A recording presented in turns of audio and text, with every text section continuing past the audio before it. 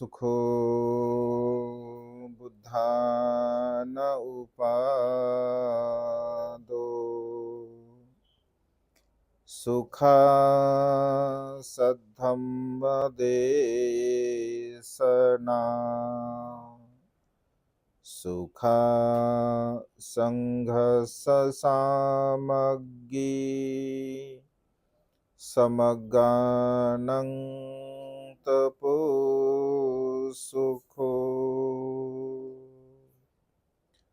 विश्ववंदनीय विश्वशांतीदूत प्रज्ञाशील समाधीचे उद्गाता महान करुणावान करुणेचा सागर तथागत सम्यक संबुद्ध तथागतांचा पावन पवित्र सद्धम्म त्या सद्धम्माचा सातत्याने प्रचार आणि प्रसार करणारा सदा पूजनीय भिक्खू संघ बुद्ध धम्म आणि संघ या महान तीन रत्नाची आम्हा सर्वांना माहिती करून देणारे आम्हा सर्वांचे आधारस्तंभ भारतीय घटनेचे शिल्पकार बोधिसत्व गुणपेतंग डॉक्टर बाबासाहेब आंबेडकर यांच्या धम्मक्रांतीमध्ये शेवटच्या श्वासापर्यंत समर्पित राहतो.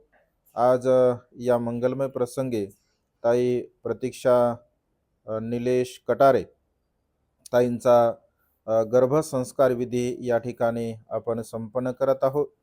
ताईच्या गर्भामध्ये असणारं बाळ आणि ताईला सुद्धा त्यांच्या जीवनामध्ये सुख समाधान आयुष्य वर्ण आणि बल प्राप्त व्हावे. त्यांच्या सर्व प्रकारच्या इच्छा आणि आकांक्षा ढगातून मुक्त झालेल्या शीतल चंद्रमाप्रमाणे पूर्णत्वास जाव्या यासाठी 2600 वर्षापूर्वी भगवंताने संपूर्ण मनुष्यांच्या हितासाठी सुखासाठी आणि कल्याणासाठी जी धम्मदेशना दिली तो परित देशनेचा पाठ या ठिकाणी आपण संपन्न केला. आपणा सर्वांच्या हितासाठी सुखासाठी आणि कल्याणासाठी या ठिकाणी धम्मदेशना देत आहे. धम्मदेशना श्रवण करण्यासाठी उपस्थित सर्व श्रद्धा संपन्न कटारे परिवार व सर्वच उपासक उपासिका त्याचप्रमाणे सातत्याने आपल्या प्युरिटी ऑफ माइंड या यूट्यूब चॅनलच्या द्वारा धम्मदेशना श्रवण करून आपल्या जीवनामध्ये अनंत आणि असीम पुण्य संपादन करणारे सर्वच श्रद्धा संपन्न उपासक उपासिका आपणा सर्वांच्या प्रती अनंत असीम अपार मंगलमंत्रीची भावना व्यक्त करतो व तुम्हा सर्वांच्या हितासाठी सुखासाठी आणि कल्याणासाठी तथागतांच्या श्रेष्ठ धम्मदेशनेला प्रारंभ करतो. आपण सर्वांनी शांत चित्ताने एकाग्र चित्ताने तीन रत्नांच्या प्रती श्रद्धाभाव उत्पन्न करून तथागतांची श्रेष्ठ धम्मदेशना श्रवण करावी ग्रहण करावे. आज या मंगलमय प्रसंगी खरं तर आज आणि उद्या म्हणजे पौर्णिमा आहे. आजचा दिवस अत्यंत महत्त्वपूर्ण आहे. आज पौर्णिमा प्रारंभ होत आहे आणि आज आणि उद्या असा 2 दिवस हा पौर्णिमेचा दिन आहे. तर आज अत्यंत मंगलमय असं हे कार्य म्हणजे गर्भसंस्काराचा संस्कार आपण संपन्न करत आहोत. मानवी जीवनामध्ये भगवंताने संस्काराला अत्यंत महत्त्वाचं असं स्थान दिलेलं आहे. संस्कार हे मानवी जीवनामध्ये अत्यंत महत्त्वपूर्ण असतात आणि मातेच्या गर्भामध्ये जेव्हा बाळ असतं अगदी तेव्हापासून ते मृत्यूच्या शेवटच्या क्षणापर्यंत आपण संस्कार आपल्यावरती देत असतो. आणि त्यामुळे भगवंत असे म्हणतात की मातेच्या गर्भामध्ये असतानाच आपण बाळावरती योग्य प्रकारचे संस्कार बघा देऊ शकतो. संस्कारेन संस्कृती असं म्हटलं आहे. जर संस्कृती जर आपल्याला टिकवायची असेल तर संस्कार अत्यंत महत्त्वपूर्ण आहे. आणि संस्कार जर चांगले असतील योग्य असतील धार्मिक असतील नीतिवान शीलवान गुणवान या बनण्याचे संस्कार असतील तर मानवी जीवन बघा अत्यंत सुखकारक बनत असते असं भगवंतांनी म्हटलं आहे. आणि त्यामुळे गर्भसंस्काराला बुद्ध तत्वज्ञानामध्ये अत्यंत महत्त्वाचं असं स्थान आहे. बघा प्रत्येकाला असं वाटतं की माझं जीवन मी सुखपूर्वक जगलो पाहिजे आणि ग्रस्त लोकांच्या जीवनामध्ये संतती प्राप्त होणे हे सर्वात सुखाचा असा क्षण असतो. एक ना मानवी जीवनामध्ये ग्रस्त लोकांना संतती प्राप्त होणे मग तो मुलगा असो अथवा मुलगी असो काही असू द्या परंतु संतती प्राप्त होणे हे आपल्या जीवनातील बघा अत्यंत सुखाचं असं कर्म असते. आणि त्यामुळे उत्पन्न होणारं जे बाळ आहे तर ते उत्पन्न होणारं बाळ हे संस्कारित असावं. उत्पन्न होणारं बाळ हे शीलवान बनावं गुणवान बनावं नीतिवान बनावं आणि येणाऱ्या काळामध्ये त्यांनी खूप चांगल्या प्रकारचं जीवन जगावं असं प्रत्येक मातेपित्यांची इच्छा असते. पण प्रत्येक मातेपित्यांची जरी इच्छा अशी असेल तरी आपली काय ती इच्छा पूर्ण होत नाही. कारण सर्वच बाळ काय सारखे निघतात का? नाही. कारण संस्कार हे अत्यंत महत्त्वपूर्ण असतात. इथे संसारामध्ये बघा अहिंसकाचा अंगुलीमाल सुद्धा बनतो आणि अंगुलीमालाचा अरहंत अंगुलीमाल सुद्धा बनतो. म्हणजे हे जग परिवर्तनशील आहे असं भगवंतांनी म्हटलं आहे. सर्व काही बदलणार आहे, क्षणभंगुर आहे आणि या बदलणाऱ्या जीवनामध्ये संस्काराला अत्यंत महत्वाचं स्थान आहे. भगवंत असे म्हणतात की चांगले आणि वाईट दोन्ही प्रकारचे संस्कार बदलतात. असं काही नाही आहे की आपण फार चांगले संस्कार टाकले आणि ते संस्कार बदलत नाही किंवा बदलणार नाही, असं बिलकुलच नाही आहे. संस्कार हे परिवर्तनशील असतात, पण तरी सुद्धा भगवंत असे म्हणतात की अधिक अधिक चांगला काळ म्हणजे अधिक अधिक चांगलं जीवन आपण जगण्याचा जर प्रयत्न केला तर आपल्या जीवनामध्ये बघा खूप चांगल्या प्रकारचा लाभ आपल्याला होत असतो. आणि त्यामुळे जीवन जगत असताना कधी मनुष्याच्या जीवनामध्ये चांगले दिवस येतील, कधी मनुष्याच्या जीवनामध्ये वाईट दिवस येतील, याची शाश्वती आपण देऊ शकत नाही. कारण हे सर्व काही परिवर्तनशील आहे आणि त्यामुळे गर्भसंस्काराला अत्यंत महत्वाचं स्थान आहे. मग गर्भसंस्कार फक्त आपणच करतो का अलीकडच्या काळामध्ये? तसं प्रत्येक धर्मामध्ये या संस्काराला अत्यंत महत्वाचं स्थान आहे. ऐक ना, गर्भसंस्कार बौद्ध लोक आहेत म्हणूनच आपण करतो असं बिलकुल नाही. प्रत्येक धर्मामध्ये आपापल्या संस्कृतीला अनुसरून गर्भसंस्कार विधी बघा संपन्न केला जातो आणि आजच करतो आपण असं बिलकुलच नाही आहे. जर बौद्ध साहित्यांचं जर आपण वाचन केलं, ऐक ना, चिंतन केलं, मनन केलं, आपण तर प्रवचन ऐकणारे आहात त्याच्यामुळे आपण जाणता, आपण बौद्ध साहित्याचं वाचन करत असताना असे संदर्भ आपल्याला पाहायला मिळतात. गर्भसंस्काराच्या संदर्भामध्ये बाबासाहेबांनी बुद्ध आणि त्यांचा धम्मग्रंथ लिहिला बघा. त्या ग्रंथामध्ये प्रामुख्याने महामायेच्या संदर्भामध्ये बघा हा उल्लेख आपल्याला पाहायला मिळतो, है की नाही? म्हणजे महामायेला जेव्हा गर्भधारणा होते तर त्यांच्याकडे वप्रमंगल नावाचा उत्सव संपन्न केला जात असे. तर दरवर्षी आता उत्सव म्हटल्यानंतर नाच गाणे मद्य सेवन करणे ही पूर्वीच्या काळापासून आलेली परंपरा आहे. तर अशा प्रकारचा उत्सव केला जातो. परंतु महामायेला जेव्हा गर्भधारणा होते तर तेव्हा महामाय म्हणते की महाराज, या वेळचा जो आपण उत्सव आहे तो थोडा वेगळ्या पद्धतीने करूया. या उत्सवामध्ये नाचगाणे होणार नाहीत, या उत्सवामध्ये कुठल्याही प्रकारचा असा कार्यक्रम होणार नाही, या उत्सवामध्ये आपण गोरगरिबांना दान पुण्य करू, ऐक ना. आणि 8 दिवसापर्यंत बघा म्हणजे महामाया उपोषणशीलाचं पालन करत असते, ऐक ना. 8 दिवसापर्यंत उपोषणशील पालन करते आणि उपोषणशील पालन झाल्यानंतर असं म्हटलं आहे 4 लक्ष मोहरा ती गोरगरिबांना दान करत असते. जे अनाथ असतात, जे असह्य असतात, ज्यांना कुठल्याही प्रकारचं म्हणजे खाण्याची व्यवस्था नसेल किंवा राहण्याची व्यवस्था नसेल किंवा अशा प्रकारचे जे काही दीनदुबळे लोक आहेत, तर अशा प्रकारच्या लोकांना 4 लक्ष मोहरा महामाया दान करत असते. म्हणजे हा बौद्ध साहित्यांचा एक आधार आपल्याला पाहायला मिळतो बघा. म्हणजे मानवी जीवनामध्ये आता महामायेने ते कुशल कर्म केले, पुण्यकर्म केले, म्हणजे एक बोधिसत्वाची माता, ठीक आहे, बुद्धत्वाला प्राप्त होणारा जो बोधिसत्व आहे म्हणजे त्याच्यासाठी किती प्रयत्न करत असते. आणि सर्वसामान्य माता सुद्धा आपल्या बाळाला म्हणजे तो चांगल्या प्रकारचा बनावा, सिलवान बनावा, गुणवान बनावा, यासाठी सुद्धा बघा ती प्रयत्न करत असते. परंतु आपण जर चिंतन केलं, थोडं मनन केलं, तर महामाया सुद्धा एक माताच होती, एक स्त्रीच होती. आपण सुद्धा एक माताचा आहात, एक स्त्रीच आहात. परंतु त्या मातेच्या पोटी जन्मास आलेला जे बाळ आहे, जे बोधिसत्व होते, तर जगाला प्रकाशित करणारे सम्यक संबुद्ध बघा ते बनलेले आहे, है की नाही? म्हणजे माता एकच आहे, स्त्री एकच आहे, परंतु संस्कार आणि कुशल कर्म, पुण्यकर्म महामायेचे अनंत आणि असीम बघा पुण्यकर्म असतात, कुशल कर्म असतात. कारण बोधिसत्वाला जन्म देणारी माता ही महापुण्यवान असते. एका चक्रवर्ती राजाला जन्म देणारी माता ही महापुण्यवान असते आणि त्यामुळे तिचं तसं कुशल कर्म असतं, पुण्यकर्म असतं. म्हणजे या संसारामध्ये प्रत्येक मनुष्य भिन्न भिन्न जीवन जगत असतो आणि प्रत्येक मनुष्य भिन्न भिन्न बघा कर्म करत असतो. आणि त्यामुळे भगवंत असे म्हणतात की खूप चांगल्या प्रकारचे कर्म आपण आपल्या जीवनामध्ये बघा करण्याचा प्रयत्न केला पाहिजे. कारण कर्म हे परिवर्तनशील आहे, कर्म हे बदलणारे आहे. जीवनामध्ये कधी कुठे कुशल कर्म होईल, पुण्यकर्म होईल, हे बघा आपण सांगू शकत नाही, है की नाही? म्हणजे कधी कधी असं होते बघा की मनुष्य अत्यंत सुखपूर्वक जीवन जगत असेल, परंतु शेवटी त्या मनुष्याला जी सुखाची अवस्था प्राप्त व्हायची असते ती प्राप्त होत नाही आपल्या कर्मामुळे. एकीकडे आपण अंगुलीमालाचं उदाहरण घेतो बघा. जो अंगुलीमाल जो अहिंसक असतो, जो चांगल्या प्रकारचे कुशल कर्म करतो, पुण्यकर्म करतो, हुशार विद्यार्थी म्हणून असतो, परंतु गुरुच्या चुकीमुळे, गैरसमजुतीमुळे त्याला हत्यार घ्यावं लागतं हातामध्ये आणि 999 तो लोकांची हत्या करतो, 999 लोकांना मारतो. 999 लोकांना मारल्यानंतर सुद्धा जेव्हा तो भगवंताच्या संपर्कामध्ये येतो, भगवंताच्या सहवासामध्ये येतो, तर त्याचं मन पूर्णपणे बदलते. ध्यान म्हणून तो चिंतन करतो आणि ध्यान म्हणून चिंतन केल्यानंतर तो अरहंत पदाला प्राप्त होत असतो. आपण गर्भसंस्काराच्या निमित्ताने बघा, विशेष रूपाने अंगुलीमाल सुताचा पाठ आपण करत असतो. ऐक ना, कारण त्याचं तसं महत्व आहे. अंगुलीमाल जेव्हा भिक्षू बनतो, भिक्षू बनल्यानंतर जेव्हा तो भिक्षाटनासाठी नगरामध्ये जात असतो, तर लोक ओळखतात त्याला, अरे हा तर अंगुलीमाल आहे. मग साहजिकच आहे, त्याने कुणाच्या मातेला मारलं असतं, कुणाच्या पित्याला, कुणाच्या भावाला, म्हणजे कुणाला नाही कोणाला त्याने मारलेलं असतं. त्यामुळे बघा लोकांच्या मनामध्ये द्वेष उत्पन्न होतो, राग उत्पन्न होतो आणि लोक त्याला दगडाने, विटाने, काठ्याने मारतात बघा. त्याचं संपूर्ण चिवर फाडतात, त्याचं डोकं फोडतात, त्याचं भिक्षापात्र फोडतात. आणि अशा प्रकारच्या अवस्थेमध्ये जेव्हा तो भगवंताकडे येतो, तर भगवंत असे म्हणते की अंगुलीमाल, हे तू सगळं सहन कर. का सहन कर? कारण तुझ्या कर्माचा विपाक आहे. तुझे अकुशल कर्म केलं, वाईट कर्म केलं, पाप कर्म केलं, त्या कर्माचा हा विपाक आहे. बघा तेवढं अंगुलीमाल सहन करत असतो. दुसऱ्या प्रसंगी एकदा तो भिक्षाटन करण्यासाठी जातो, तर एका घरामध्ये एक माता भगिनी म्हणजे प्रसूतीच्या वेदनेमुळे विव्हळत असते. तिचं बाळ आडवं होते, तिला ते बाळ जन्मास येत नाही, त्यामुळे तिला सुद्धा वेदना होतात, बाळाला सुद्धा वेदना होतात. अंगुलीमाल म्हणते जेव्हा हे पाहतात, तर त्यांना काही समजत नाही.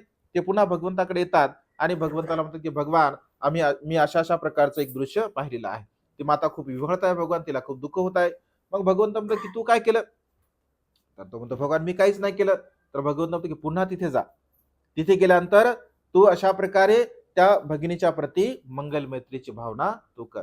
अंगुलीमाल तिथे पुन्हा जातात आणि म्हणतात की हे भगिनी, या आर्य धर्मामध्ये म्हणजे भिक्खू जीवनामध्ये मी जेव्हापासून आलो, तेव्हापासून मी कधीही कायेने, वाचेने आणि मनाने अकुशल कर्म केलं नाही, वाईट कर्म केलं नाही. या सत्य वचनाच्या बलाने तुला आणि तुझ्या गर्भातील बाळाला त्याचं मंगल हो, त्याचं कल्याण हो, अशा प्रकारची मंगल मैत्रीची भावना बघा ते करत असतात आणि ती माता प्रस्तुत होत असते, अगदी सुखपूर्वक होते. म्हणजे मनुष्याच्या मनामध्ये जर मंगल मैत्रीची भावना असेल, कारण 999 खून करणाऱ्या डाकू अंगुलीमालाला भगवंताने मैत्रीमध्ये अग्रस्थान दिलं बघा. भगवंत असे म्हणतात भिक्खूंनो, माझ्या संपूर्ण भिक्खू संघामध्ये जर मैत्रीमध्ये अग्र कोण असेल तर ते म्हणजे अंगुलीमाल म्हणते आहे.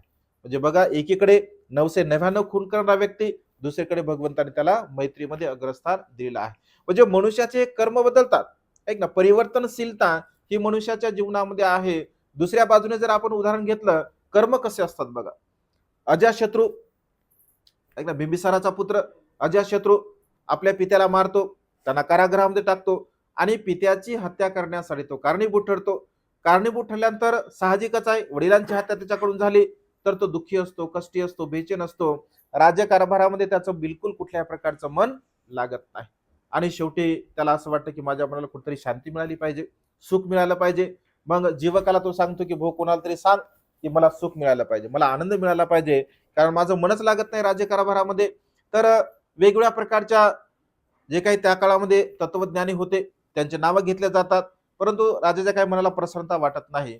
तर तेव्हा जीवक म्हणतो की महाराज, माझ्या अमरवनामध्ये 1250 भिक्खू भगवंतासह भिक्खू संघ तिथे आहे. जर आपली इच्छा असेल तर आपण भगवंताचं दर्शन घेण्यासाठी येऊ शकता. भगवंताचं नाव घेतल्याबरोबर बघा अजाशत्रूच्या मनाला प्रसन्नता लाभत असते, कारण त्याच्या पूर्वी अजाशत्रूने कधीही भगवंताचं वंदन केलेलं नसते. कारण बघा म्हणजे किती मोठी शोकांतिका आहे. राजा बिंबिसार हे भगवंताचे उपासक होते, रोज भगवंताची ती सेवा करायचे, परंतु अजाशत्रू मात्र भगवंताकडे कधी जातो का? कारण तो देवदत्ताच्या सहवासामध्ये होता आणि देवदत्ताच्या सहवासामध्ये असल्यामुळे भगवंताचं त्याने दर्शन घेतलं नव्हतं. पण आता तो दुःखी आहे, कष्टी आहे, तर तो म्हणतो ठीक आहे. आणि निवडक बघा सैन्य तो सोबत घेत असतो. निवडक सैन्य घेतल्यानंतर अमरवनामध्ये जात असतो.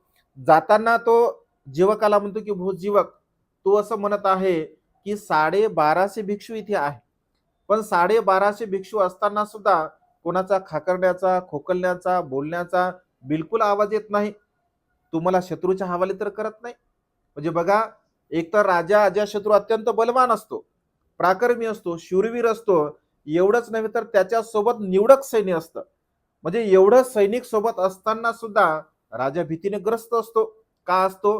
कारण बाह्य कितीही सुरक्षा मनुष्याकडे असेल, परंतु आंतरिक जर चित्त आपलं विचलित असेल, ऐक ना, आंतरिक मन जर आपलं बेचैन असेल, दुःखी असेल, कष्टी असेल, तर बाह्य सुरक्षा काहीही करू शकत नाही. आणि त्यामुळे तो म्हणतो बा मला शत्रूच्या हवाले तर करत नाही. तेव्हा जीवक म्हणतो की महाराज असं काही होणार नाही. बघा समोर दिवे जळत आहेत. तिकडे बघा भगवंत बसलेले आहेत आणि जेव्हा तो दुरून पाहतो अत्यंत विशाल बघा तिथे गंभीर स्वरूपाची शांतता असते आणि ती शांतता पाहिल्याबरोबर अजातशत्रूच्या मनातून सहज उद्गार निघतो की अरे ही शांतता मला सुद्धा लाभावी. ही शांतता माझा जो उदयभद्र पुत्र आहे या पुत्राला सुद्धा लाभावी. आणि तो बघा भगवंताकडे जातो, भगवंताला वंदन करतो आणि म्हणतो भगवान प्रमादवश माझ्याकडून चुकीने एक अकुशल कर्म झालं, वाईट कर्म झालं, पाप कर्म झालं, मी माझ्या पित्याची हत्या भगवान केली. तर भगवंत म्हणतात की ठीक आहे, आता कर्म तर तू पूर्ण केलेलं आहे आणि तू स्वीकारलं, त्यामुळे तुझं जे काही दुःख आहे तर ते दुःख कमी होईल. आणि मग तो काही प्रश्न विचारतो. प्रश्न विचारल्यानंतर भगवंत बघा त्याच्या प्रश्नाची उत्तरं देत असतात. तर साम्य फलाचा उपदेश भगवंत अजातशत्रूला त्या ठिकाणी देत असतात. दीर्घ स्वरूपाचा बघा तो उपदेश आहे. उपदेश ऐकल्यानंतर अनेक भिक्खू श्रोता पण होतात. कोणी सकृताकामी होतात, कोणी अनाकामी होतात, कोणी अरहंत होतात, परंतु राजाला मात्र कुठल्याही प्रकारचा लाभ होत नाही. जेव्हा उपदेश दिला जातो, राजा उठून निघून जातो, तर भगवंत म्हणतात की राजा तर अत्यंत दळभद्री आहे. का? कारण त्याला कुठल्याही प्रकारचं प्राप्त झालेलं नव्हतं. का? भगवंत असे म्हणतात की या जागी राजाच्या ऐवजी जर दुसरा कोणताही व्यक्ती असता तर तो स्वतःपन्न अवस्थेला प्राप्त झाला असता. परंतु केवळ पित्याची हत्या केल्यामुळे, कारण भगवंताने माते पित्याच्या हत्येला महापाप असं म्हटलं आहे, त्या कर्मातून कधीही मुक्त मनुष्य होऊ शकत नाही. आईवडिलांना त्रास देणे, मारणे, इजा करणे, हत्या करणे हे महापाप आहे. या पापातून मनुष्य कधीही मुक्त होऊ शकत नाही असं भगवंताने म्हटलं. आणि त्याने पित्याची हत्या करण्यासाठी तो कारणीभूत ठरला होता. आणि त्यामुळे भगवंत असे म्हणतात की तो कधीच श्रोतापन्न अवस्थेला प्राप्त होऊ शकत नाही. म्हणजे धम्माचं जे सुखाचं फळ आहे, जे निब्बानंग परमंग सुखंग असं म्हटलं भगवंताने, निर्वाणासारखं सुख या संसारामध्ये दुसरं कोणतंच नाही, परंतु त्याला ते कधीही प्राप्त होऊ शकत नाही असं भगवंताने म्हटलं. बघा किती मोठी गोष्ट आहे. राजघराण्यामध्ये जन्मला, एक ना राजकुमार म्हणून जन्मास आला, राज्याभिषेक झाला, राजा सुद्धा झाला. म्हणजे राजा जरी झाला असेल तरी एका कर्मामुळे बघा तो दुःखमुक्त होऊ शकत नव्हता. म्हणजे असंख्य लोक इकडे जे गोरगरीब होते, अनाथ होते, असह्य होते, इथे पटाचारा दुःखमुक्त होऊ शकते, ऐक ना, इथे किसा गौतमी दुःखमुक्त होऊ शकते, इथे सुनीत भंगीत दुःखमुक्त होऊ शकतो, इथे उपाली दुःखमुक्त होऊ शकतो, परंतु राजा मात्र दुःखमुक्त होऊ शकत नाही. का? कारण त्याने तशा प्रकारचे कर्म केले असतात. आणि त्यामुळे कर्म बघा अत्यंत महत्वपूर्ण आहे. म्हणजे जीवन जगत असताना जेवढे चांगले कर्म, कुशल कर्म, पुण्यकर्म आपण करत असतो, ते कुशल कर्म, ते पुण्यकर्म जर आपण केले तर बघा त्याचा लाभ आपल्या जीवनामध्ये आपल्याला होत असतो. पण आपण जर कर्म जर करत नसेल, चांगल्या प्रकारचे कुशल कर्म करत नसेल, तर जीवन बघा आपलं सुखाच्या मार्गाकडे आपण घेऊन जाऊ शकत नाही. कारण मनुष्याच्या जीवनामध्ये बघा कुशल कर्म, पुण्यकर्म अत्यंत महत्वपूर्ण आहे असं भगवंतानी म्हटलं आहे. बुद्ध धम्म संघ या तीन रत्नांचं शरण आपल्या जीवनामध्ये बघा अत्यंत महत्वपूर्ण आहे. तीन रत्नाशिवाय अन्य कुठल्याही प्रकारे आपलं श्रद्धास्थान नसलं पाहिजे. कारण भगवंत असे म्हणतात की तीन रत्नांच्या प्रती जर आपली श्रद्धा असेल तर अनंत आणि असीम पुण्य आपण आपल्या जीवनामध्ये संपादन करू शकतो. आणि त्यामुळे सातत्याने बघा बुद्ध धम्म संघ या तीन रत्नांच्या प्रती श्रद्धा आपण ठेवली पाहिजे. कारण आपल्या जीवनामध्ये जे जे काही आपल्याला प्राप्त होत असते ते सर्वच्या सर्व आपल्या पुण्यबळामुळे प्राप्त होत असते. कुशल कर्मामुळे, पुण्यकर्मामुळे जे जे काही सुख आपल्याकडे आहे ते सर्वच्या सर्व सुख आपण केलेल्या कुशल कर्मामुळे, पुण्यकर्मामुळे आपल्याला प्राप्त होत असते. आणि त्यामुळे प्रमादवश सुद्धा आपण कधी अकुशल कर्म करू नये, पुण्यकर्म करू नये, कधीही आपण प्राण्यांची हिंसा करू नये असं भगवंतांनी म्हटलं आहे. कधी आपण चोरीचं कर्म करू नये, कधी व्याभिचाराची भावना म्हणजे परस्त्री गमन किंवा परपुरुष गमनाची भावना आपल्या चित्तामध्ये कधी अकुशल हा विचार निर्माण नाही झाला पाहिजे. आपण कधी खोटं नाही बोललं पाहिजे, निंदानास्ती नाही केली पाहिजे, चहाडी चुगली, व्यर्थ बडबड नाही केलं पाहिजे आणि कुठल्याही प्रकारच्या नसली पदार्थाचं आपण सेवन नाही केलं पाहिजे. म्हणजे हे जे 5 सील आहे, हे 5 सील आपल्या जीवनाचा बघा आधार आहे. या 5 सीलाचं जर अनुसरण केलं, आपण आचरण केलं, अधिक अधिक जर आपल्याला पुण्य पाहिजे असेल तर आपण उपवास सील पालन केलं पाहिजे. मग पौर्णिमेचं उपवास असेल, ऐक ना, अष्टमी असेल, अमावस्या असेल, 2 अष्टमी आणि अमावस्या पौर्णिमा, हे 4 उपवास आपण आपल्या जीवनामध्ये बघा केले पाहिजे. म्हणजे जेवढं जेवढं अधिक अधिक पुण्य संपादन करण्याचा आपण प्रयत्न केला तर तेवढं अधिक अधिक पुण्यकर्म आपल्याला प्राप्त होत असते. कारण आपल्या इच्छा आकांक्षा तर आपल्या कर्मामुळे प्राप्त होतात. इच्छा आकांक्षा आपल्या पूर्ण त्या कर्मामुळे प्राप्त होतात. आपले कर्म जर चांगले नसतील तर आपल्या इच्छा आकांक्षा पूर्ण होत नसतात. आणि त्यामुळे कर्म अत्यंत महत्वपूर्ण आहे बघा. जसं बोधिराज कुमार एकदा तो कोकणात नावाचा प्रसाद निर्माण करत असतो, ऐक ना, घर निर्माण करतो आणि भगवंताला भिक्खू संघाला तो बोलवतो. बोलवल्यानंतर बघा कधी कधी माणसाच्या मनामध्ये इच्छा असतात आणि ती इच्छा पूर्ण करण्यासाठी आपण प्रयत्न करत असतो. आता जसं आपली इच्छा होती गेल्या अनेक दिवसापासून येण्याचे 2 वेळेस कार्यक्रम कॅन्सल झाला. एक वेळेस आपली आता दिवबंदी जी आली आहे की नाही. म्हणजे कधी कधी असं होते की आपली इच्छा असते पण ती काय पूर्ण होत नाही. कारण जसं आपल्या भाषेमध्ये आपण म्हणतो की जोपर्यंत योग येत नाही, ऐक ना, साध्या भाषेमध्ये जोपर्यंत योग येत नाही तोपर्यंत ते कर्म काही पूर्ण होत नाही. आणि त्यामुळे मनुष्याच्या जीवनामध्ये बघा प्रसंग जोपर्यंत येत नाही, ऐक ना, वेळ जोपर्यंत आपली येत नाही तोपर्यंत आपलं कर्म कधी पूर्ण होत नसते. अगदी तशाच पद्धतीने बघा बोधी राजकुमार एक सुंदर कोकणात प्रसाद निर्माण करतो आणि त्याला असं वाटतं की पहिले भगवंताने आलं पाहिजे. ऐक ना, भगवंताने जसं आपण गृहप्रवेश करतो, ऐक ना, घर घेतो, घर घेतल्यानंतर आपल्याला असं वाटते की भंतीजी आपल्या घरी आले पाहिजे. ऐक ना, भंतीचं पाऊल पहिले आपल्या घरामध्ये पडलं पाहिजे म्हणजे आम्ही अत्यंत सुखपूर्वक जीवन जगू. अगदी भगवंताच्या काळामध्ये सुद्धा लोकांची मानसिकता तशी होती. तो बोधी राजकुमारला असं वाटलं की पहिले आपण भगवंताला बोलवावं, भिक्खू संघाला बोलवावं आणि त्यानंतर आपण त्या राजमहालामध्ये राहण्यासाठी जावं. तर तो भगवंताला बोलवतो आणि भगवंताला बोलवल्यानंतर राजमहालापासून ते गेट पर्यंत एक सुंदर लाख मोलाचा गालीचा तो टाकत असतो. भगवंत येतात आणि भगवंत तिथे गेटवरती उभे राहतात. तो म्हणतो भगवान आपण आतमध्ये प्रवेश करावा. भगवंत काहीच बोलत नाहीत. पहिल्यांदा, दुसऱ्यांदा, तिसऱ्यांदा तो विनंती करतो पण भगवंत काही चालत नाही. आणि मग भगवंत आनंदाकडे बघतात. आनंद भगवंताचा इशारा ओळखतात आणि राजाला म्हणतात की महाराज भगवंत या गालिच्यावरून चालण्याची भगवंताची इच्छा नाही.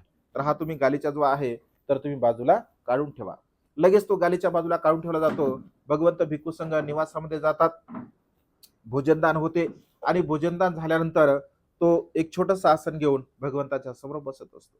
बसल्यानंतर तो भगवंताला प्रश्न करतो की भगवान माझी 3 रत्नावरती अनंत आणि असीम श्रद्धा आहे. भगवान जेव्हा मी मातेच्या गर्भामध्ये होतो तेव्हा माझ्या मातेने दासीला सांगलं होतं की तू जा भगवंताकडे आणि भगवंताला प्रणाम कर आणि भगवंताला प्रणाम करून तू म्हण की बोधिराज कुमारची माता गर्भ तिला धारणा झालेली आहे आणि गर्भामध्ये असणारं जे बाळ आहे, मुलगा असो अथवा मुलगी असो, ती 3 रत्नाचं शरण ग्रहण करत आहे. बुद्धाला, धम्माला आणि संघाला ती अनुसरत आहे.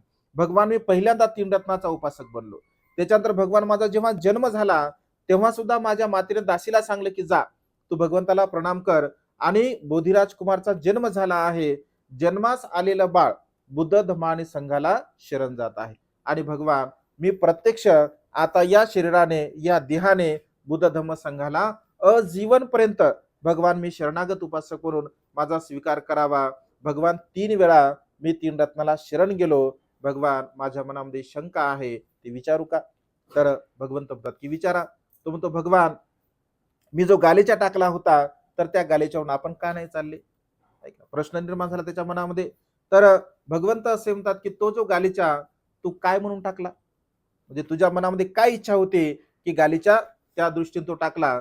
तर तो म्हणतो की भगवान माझी अशी इच्छा होती की मला संतती नाही आहे, मला मूलबाळ नाही आहे आणि भगवंत आणि भिक्खू संघ जर या गालीच्यावरून चालतील तर माझं पुण्यकर्म होईल, माझं कुशल कर्म होईल आणि त्या दृष्टिकोनातून त्या पुण्यबलाने मला संततीचा लाभ होईल. तर भगवंत म्हणतात की मी म्हणूनच नाही चाललो. मग तो म्हणतो भगवान मला संतती होणार नाही. भगवंत नाही तुला संतती होणार नाही. का होणार नाही भगवान, कारण तू तसे कर्म केले, तू अकुशल कर्म केले, तू वाईट कर्म केले, तू पाप कर्म केले. म्हणजे आज जरी तू बुद्ध धम्म संघाला शरण गेला असेल परंतु काही पूर्वजन्माचे तुझे कर्म आहे की त्या पूर्वजन्माच्या कर्मामुळे तुला संततीचा लाभ होणार नाही. मग कोणते कर्म असे असतात की संतती आपल्याला प्राप्त होत नाही. तर भगवंत असे म्हणतात की प्राण्यांची हत्या केल्यामुळे, ऐक ना, जर आपण दुसऱ्यांची हत्या करत असेल, दुसऱ्यांना जर मारत असेल तर आपल्याला संतती कशी प्राप्त होऊ शकते. त्यांचं पूर्वकर्म सांगताना भगवंत असे म्हणतात एकदा ते प्रवास करत होते समुद्रामध्ये आणि समुद्रामध्ये बोट पूर्णपणे बुडाली होती. एका लाकडाचा आधार घेऊन ते एका बेटावरती गेले आणि बेटावरती दोघेही पती पत्नी असतात. तर बेटावरती गेल्यानंतर तिथे मग आता काय जेवण करायचं, काय उपजीविका करायची, तर तिथे जे पशुपक्षी असतात तर त्या पशुपक्ष्यांची अंडी ते दोघंही सुरुवातीला खातात. अंडी संपल्यानंतर त्या पशुपक्ष्यांची जी पिल्लं असतात त्यांना ते खातात. त्यानंतर पुन्हा त्या पक्ष्यांना ते मारून खातात. ते करत असताना त्यांच्या दोघांच्याही मनामध्ये एक क्षणभर सुद्धा असा विचार येत नाही की अरे आपण दुसऱ्या प्राण्याला मारत आहोत. अत्यंत आनंदाने ते खात असतात आणि भगवंत असे म्हणतात की अशा प्रकारचं जर प्राण्यांची हत्या जर त्याने केली, तू जर प्राण्यांची हत्या केली असेल तर तुला ते संततीचा लाभ कसा होईल. म्हणून तर भगवंताने सील दिलं, पानातिपाता वीरमणी सिक्खापदं समादयामी. म्हणजे कोणत्याही प्रकारच्या प्राण्यांची हिंसा आपण आपल्या जीवनामध्ये करू नये. कारण आपण जर प्राण्यांची हिंसा करत असेल, प्राण्याला जर मारत असेल तर आपल्याला काय लाभ होणार आहे. कारण आपलं आयुष्य, वर्ण, सुख आणि बल या 4 गोष्टी बघा आपल्याला मिळत नाहीत. आणि त्यामुळे प्राण्यावरती मंगलमैत्रीची भावना केली पाहिजे असं भगवंतांनी म्हटलं आहे. तर तो म्हणतो, भगवंत म्हणतात की तुला संतती होणार नाही. तो म्हणतो ठीक आहे भगवान, कारण तो धार्मिक असतो, तो कर्माला जाणणार असतो, कर्माला समजणार असतो. अनेक बघा माता भगिनींना तशा प्रकारे संतती प्राप्त होत नाही. कारण ग्रस्तांच्या जीवनामध्ये हे सर्वात सुखाचा क्षण आहे बघा. संतती प्राप्त होणे हा सर्वात सुखाचा क्षण आहे. आजच्या घडीला वर्तमान काळामध्ये पूर्वी तरी समजा मुलगा असायला पाहिजे किंवा मुलगी असायला पाहिजे अशा प्रकारची भावना होती, परंतु आता तसं बिलकुल काही राहिलेलं नाही आहे. आपल्याला संतती होणं ही आपल्या जीवनातील सर्वात सुखाचा क्षण असतो आणि त्यामुळे उत्पन्न होणारी जी संतती आहे, मग मुलगा असो अथवा मुलगी असो, त्याला खूप चांगल्या प्रकारचे संस्कार बघा आपण देण्याचा प्रयत्न केला पाहिजे. कारण संस्कारेन संस्कृती असं भगवंतांनी म्हटलं आहे. म्हणजे संस्कारातून संस्कृती निर्माण होत असते.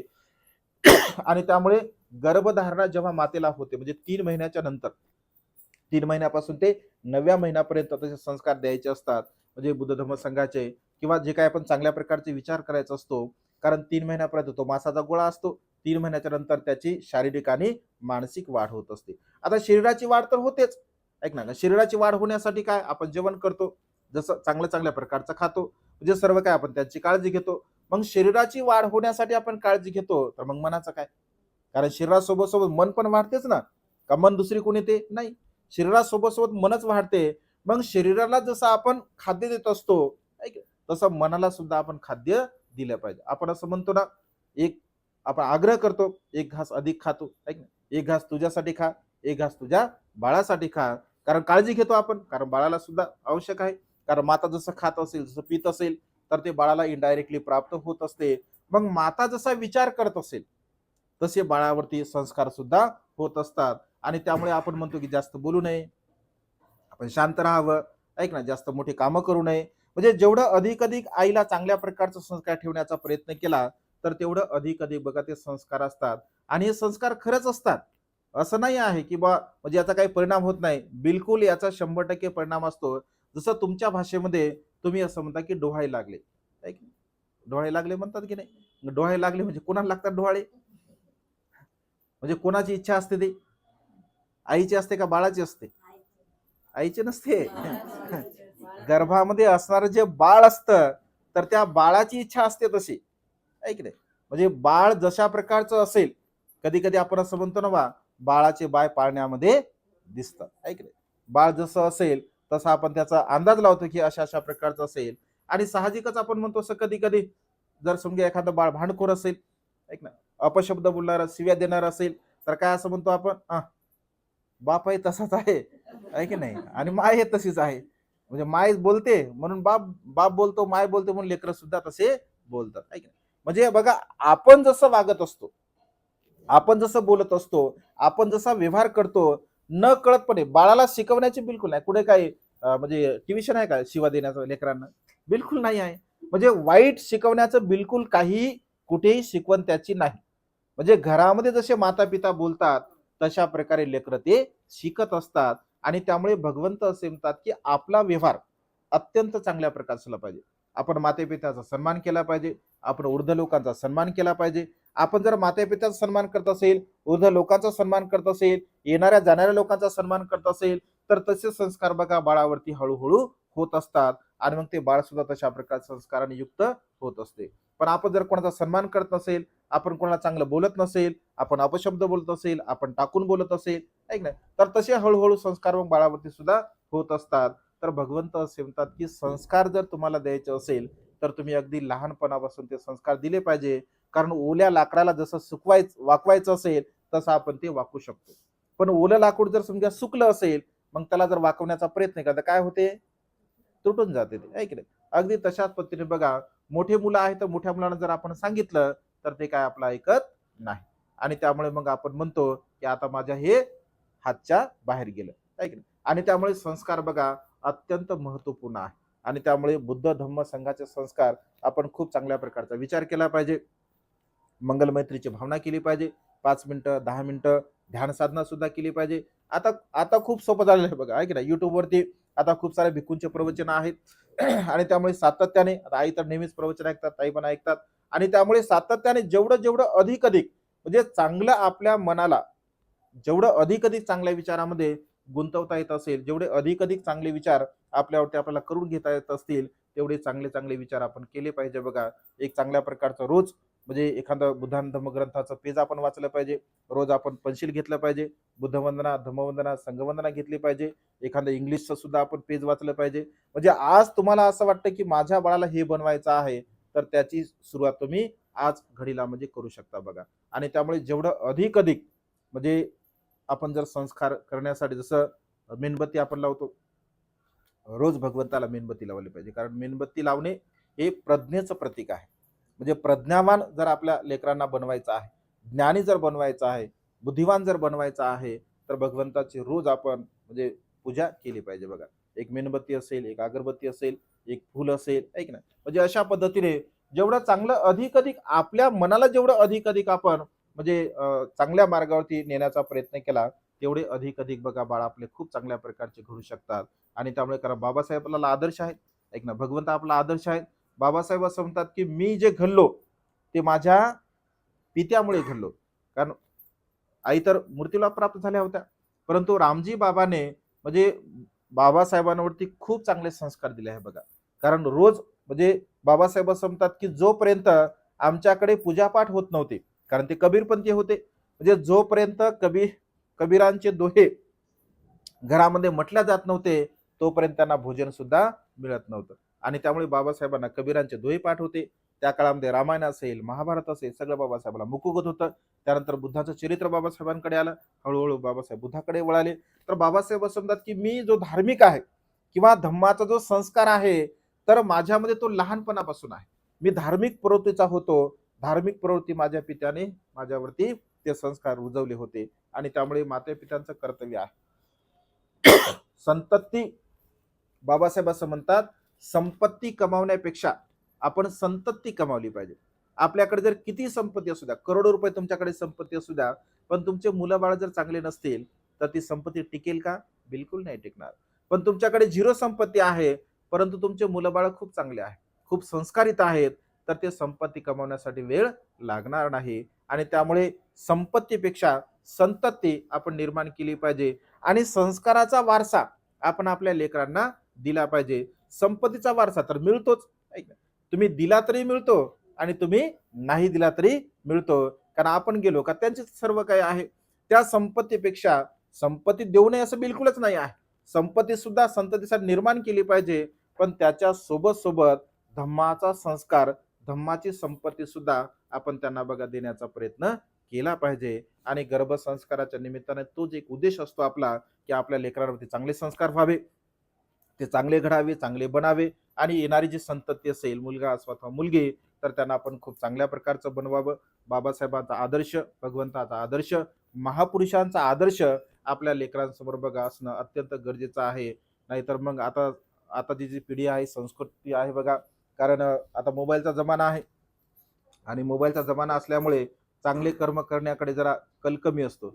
नाहीतर मग दिवसभर मोबाईल जर आपण पाहत असेल, ऐक ना, आता कधी कधी आम्ही काही काही घरी जातो बघा, काही काही लेकरं लई शांत राहतात. आणि काही घरामध्ये आम्ही गेलो का लेकरं बस एकदम एकदम रडतात मोठ्याने. आणि मग मुलगा जर रडत असेल समजून घ्या, त्याच्या हातामध्ये मोबाईल दिला का ते एकदम शांत बसतो. एकदम शांत म्हणजे बिलकुल काहीच बोलत नाही आहे. म्हणजे मोबाईल हातातून घेतला की बस तो रडतो. मोबाईल हातामध्ये दिला की तो शांत होतो. कारण आईने सगळा मोबाईलच बघितलेला असते, है की नाही. आईनं मोबाईल बघितल्यामुळे लेकरांना मोबाईल पाहिजे आणि त्यामुळे बघा जसे संस्कार असतील तसे लेकरं घडतात. आज मोबाईलमुळे बघा सगळं बिघडून चालला कार्यक्रम आहे की नाही. आणि त्यामुळे मोबाईलपासून थोडं आपण दूर राहिलं पाहिजे. लेकरांना सुद्धा मोबाईलपासून थोडं दूर ठेवलं पाहिजे. म्हणजे मोबाईलचा उपयोग चांगला सुद्धा आहे आणि वाईट सुद्धा आहे. आज घडीला बघा म्हणजे मोबाईल अशी गोष्ट आहे की कुण्या लायब्ररीमध्ये जाण्याची आवश्यकता नाही. कारण सारं लायब्ररीचं ज्ञान आता मोबाईलमध्ये येऊन बसलेलं आहे. आणि त्यामुळे बघा ज्यांच्यावरती चांगले संस्कार असतात तर त्याचा ते सदुपयोग करतात. ज्यांच्यावरती चांगले संस्कार नसतात तर त्यामुळे बघा ते बिघडत असतात. आणि त्यामुळे लेकरांना चांगले संस्कार देणे, लेकरांना घडवणे, लेकरांवरती चांगल्या प्रकारचं लक्ष देणे हे मातापित्यांचं अद्य बघा कर्तव्य असतं. आणि त्यामुळे आज या मंगलमय प्रसंगी बऱ्याच दिवसाच्या प्रतीक्षेनंतर ताईचं नावही प्रतीक्षा आहे आणि त्यांना प्रतीक्षा पण करावं लागली बऱ्याच दिवसानंतर. म्हणजे ही धम्मदेशनेचा हा बुद्धपूजेचा कार्यक्रम या ठिकाणी संपन्न झाला. वेळ थोडा कमी आहे बघा, कारण खूप धावपळ आमची आहे. कारण आता बाबासाहेबांचं स्वप्न आपल्याला पूर्ण करायचं आहे. 31 तारखेला मी जळगावला होतो, काल नाशिक, आज नाशिक, आता उद्या बघा नांदेडला जायचं आहे. 3-4ला नांदेडला आहे, 5 तारखेला 6 तारखेला अकोल्याला आहे, 7 तारखेला वाशिमला आहे, 8 तारखेला मुंबईहून श्रीलंकेला आहे. म्हणजे अशा प्रकारचा पूर्ण शेड्यूल बघा ठरलेला आहे सर्व काही कार्यक्रम. जळगाव शहरामध्ये बाबासाहेबांचं स्वप्न पूर्ती करण्यासाठी आपण 16.5 एकर बघा जमीन खरेदी केली आहे. येणाऱ्या काळामध्ये भिक्खू ट्रेडिंग सेंटर तिथं असावं, उपासकांचं ट्रेडिंग सेंटर असावं, वृद्धाश्रम असेल, अनाथ आश्रम असेल, म्हणजे संस्कार कशा प्रकारचे निर्माण होतील अशा पद्धतीने आपण ते प्रयत्न करणार आहोत. येणाऱ्या काळामध्ये एक चांगल्या प्रकारचं उच्च दर्जाचं एज्युकेशन सेंटर सुद्धा तिथे असेल, विपश्यना ट्रेनिंग सेंटर असेल, म्हणजे सामाजिक, धार्मिक, शैक्षणिक अशा प्रकारचं मल्टीपर्पज कार्य आपण तिथे करणार आहोत. 16.5 एकर आपण जळगाव शहरामध्ये जागा खरेदी केलेली आहे. आणि त्यामुळे हे बाबासाहेबांचं मिशन आपल्याला गतिमान करायचं आहे, पुढे न्यायचं आहे. कारण बाबासाहेब असं म्हणाले की सारा भारत मी बौद्धमय करेल. मला जर आयुष्य लाभलं तर उर्वरित आयुष्य बुद्ध धम्म संघाचा प्रचार आणि प्रसार करण्यासाठी मी घालवणार आहे, असं बाबासाहेबांचं वचन होतं. पण निसर्गाच्या नियमाला अनुसरून बाबासाहेबाला काही आयुष्य लाभलं नाही. आणि त्यामुळे बघा धम्माचा प्रचार आणि प्रसार करण्यासाठी आपली जबाबदारी आपण दिली पाहिजे बघा. आता सुरुवातीला आई कोण म्हणल्या होत्या की आई बोलल्या बघा की नाशिकमध्ये म्हणजे ऐक ना धम्माचा प्रचार फार कमी आहे. खरंच आहे, कारण नाशिक तर कर्मभूमी आहे. ऐक ना, कर्मवीर भाऊराव पाटीलांची ही भूमी आहे. आणि बाबासाहेबांचे सच्चे कार्यकर्ते होते ते. ऐक ना, सच्चे म्हणजे निष्ठावंत होते.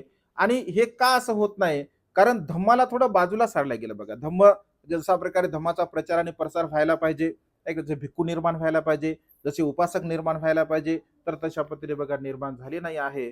नाशिक शहर बघा म्हणजे अत्यंत कूल सिटी आहे, ऐक ना, पीस ऑफ माइंड सिटी आहे. आणि त्यामुळे धम्माचं काम सुद्धा इथं खूप मोठ्या स्वरूपामध्ये व्हायला पाहिजे. परंतु समोर लोक येत नाहीत. आणि त्यामुळे जसं पाहिजे तसं बघा धम्माचं काम होत नाही. कारण धम्माचं काम बाबासाहेबांची अपेक्षा होती की मोठमोठ्या विहाराची निर्मिती झाली पाहिजे. आणि त्या मोठमोठ्या विशाल विहारामधून उपासक निर्माण झाले पाहिजे, उपासिका निर्माण झाल्या पाहिजे, भिक्खू निर्माण झाले पाहिजे, भिक्खू निर्माण झाले पाहिजे. तेच काम बघा खानदेशामध्ये आम्ही करण्याचा संकल्प करत आहोत. कारण तिकडे धार्मिक लोक सुद्धा आहे. म्हणजे जोपर्यंत आपण लोकांपर्यंत जात नाही तोपर्यंत लोकांची श्रद्धा ही वृद्धिंगत होत नाही. आणि त्यामुळे जळगाव शहरामध्ये येणाऱ्या काळामध्ये एक मोठा प्रोजेक्ट आपण त्या ठिकाणी निर्माण करत आहोत. आपण सुद्धा एक बाबासाहेबांचे अनुयायी म्हणून त्या प्रोजेक्टसाठी फुलाई फुलाची पाकळी दान पुण्य करू शकता. आपलं जे काही योगदान आहे ते योगदान आपण देऊ शकता. नक्कीच हे पुण्यकर्म, हे कुशल कर्म बाबासाहेबांच्या धम्मक्रांतीला गतिमान करण्यासाठी आपल्याला सहाय्यक ठरणार आहे. आणि आपलं आयुष्य किती आहे, जेवढं आपलं आयुष्य आहे तेवढं आपण जगणार आहोत. नंतर येणारी पिढी हा बाबासाहेबांचा रथ समोर आणि समोर नेण्यासाठी प्रयत्न करणार आहे. आणि त्यामुळे आपल्या मनामध्ये खंत नसावी की आपण जीवन जगत असताना काही केलेलं नाही. मृत्यू समय आपण प्रसन्नतेने, आनंदाने मृत्यूला प्राप्त झाला पाहिजे की अरे मला आयुष्य लाभलं, मी जीवन जगलं, या जीवनामध्ये मला जेवढं चांगलं करता आलं तेवढं मी करण्याचा प्रयत्न केला. कारण मृत्यूच्या समय बघा हिशोब होतो. ऐक ना, चांगल्या आणि वाईट कर्माचा हिशोब होत असतो. ज्याने चांगले कर्म केले तो प्रसन्न चित्ताने मृत्यूला प्राप्त होतो. पण ज्याने अकुशल कर्म केले, वाईट कर्म केले, पाप कर्म केले, तो मात्र बेचैन होतो, दुःखी होतो, कष्टी होतो. आणि अशा प्रकारच्या दुःख स्थितीमध्ये तो मृत्यूला प्राप्त होत असतो. आणि त्यामुळे मृत्यू समय आपल्याला समाधान असलं पाहिजे की अरे मी खूप चांगले कर्म केले, मी खूप कुशल कर्म केले, पुण्यकर्म केले, मी दान कर्म केलं, मी शील पालन केलं, मी प्रज्ञेचा अभ्यास केला, मी मैत्री भावना केली, म्हणजे एवढे चांगले कर्म करून आता मी मृत्यूला प्राप्त होत आहे, याचं समाधान आपल्या जीवनामध्ये बघा आपल्याला असलं पाहिजे. आणि त्यामुळे सातत्याने आपण कुशल कर्म करावं, पुण्यकर्म करावं. कटारे परिवार अत्यंत धार्मिक आहे. आई सातत्याने आमच्या संपर्कामध्ये असतात. नेहमीच दानपुण्य करत असतात. कारण हेच दानपुण्य, हेच कुशल कर्म आपल्या जीवनामध्ये आपल्याला दुःखमुक्तीच्या मार्गाकडे घेऊन जाण्यासाठी सहाय्यक ठरत असते. आज कटारे परिवार ताईच्या या गर्भसंस्काराच्या निमित्ताने जे कुशल कर्म करत आहे, पुण्यकर्म करत, दान कर्म करत आहे, चिवरदान, फळदान, आर्थिक दान करत आहे. या संपूर्ण कुशल कर्माच्या बलाने बुद्ध, धम्म आणि संघ या 3 रत्नांच्या बलाने ताईच्या गर्भामध्ये असणारं जे बाळ आहे, बाळाला सुद्धा, ताईला सुद्धा, संपूर्ण कटारे परिवारांना व तुम्हा सर्वांना सुद्धा तुमच्या जीवनामध्ये सुख, समाधान, आयुष्य, वर्ण आणि बल प्राप्त हो. तुम्हा सर्वांच्या इच्छा आणि आकांक्षा ढगातून मुक्त झालेल्या शीतल चंद्रमाप्रमाणे पूर्णत्वात जाओ, अशा प्रकारची मंगलमय आणि उदात्त कामना या ठिकाणी व्यक्त करून ही धम्मदेशना संपन्न करतो. सर्वांचं मंगल हो, सर्वांचं कल्याण हो, सर्वांना दीर्घायुष्य लाभो. प्रणाम करा. बुद्धं नमामि, धम्मं नमामि, संघं नमामि. साधु सुखियो मंगलो कल्याण.